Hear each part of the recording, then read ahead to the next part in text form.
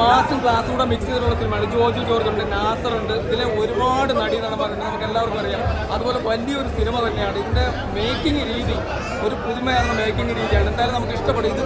അതുപോലെ തന്നെ എനിക്ക് പറയാനുള്ളത്, ഇത് പല യൂട്യൂബർമാരും ഈ സിനിമയെ ഇത് നശിപ്പിക്കാൻ സാധ്യത കൂടുതലാണ്, ട്രോളി നശിപ്പിക്കാൻ സാധ്യത കൂടുതലാണ്. എനിക്ക് അവർക്കെതിരെ എനിക്ക് പറയാനുള്ള ഒരു കാര്യമുള്ളൂ, ദയവ് ചെയ്ത് സിനിമ ഇങ്ങനെയുള്ള സിനിമകളെ നശിപ്പിക്കാൻ ഇമോഷണലായിട്ട് വർക്ക് ആവുന്നുണ്ട്.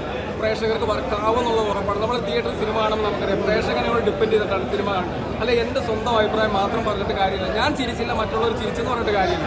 അങ്ങനെയല്ല, നമ്മളൊരു സിനിമ നിരൂപകനായിട്ട് നിൽക്കുമ്പോൾ ഒരു പ്രേക്ഷകന്റെ അഭിപ്രായം കൂടെ എടുത്തുകൊണ്ട് വേണം സിനിമ എത്രത്തോളം ഇഷ്ടപ്പെടുന്നു എത്രത്തോളം ഇഷ്ടപ്പെടുന്നില്ല എന്ന് മനസ്സിലാക്കി നമ്മൾ തിയേറ്ററിൽ റിവ്യൂ ചെയ്യണമെന്നാണ് എൻ്റെ അഭിപ്രായം. വെറുതെ ഒരു പ്രൊഡ്യൂസർ നമ്മൾ നശിപ്പിക്കരുത്, ട്രോളി ഈ സിനിമയെ നശിപ്പിക്കരുത്. ഈ അറിയാതെ ഞാൻ പേരെടുത്ത് പറയുന്നില്ല, അദ്ദേഹം സിനിമ ഇന്ന് തന്നെ ഈ സിനിമയ്ക്കെതിരെ പ്രവർത്തിക്കാൻ സാധ്യത കൂടുതലാണ്.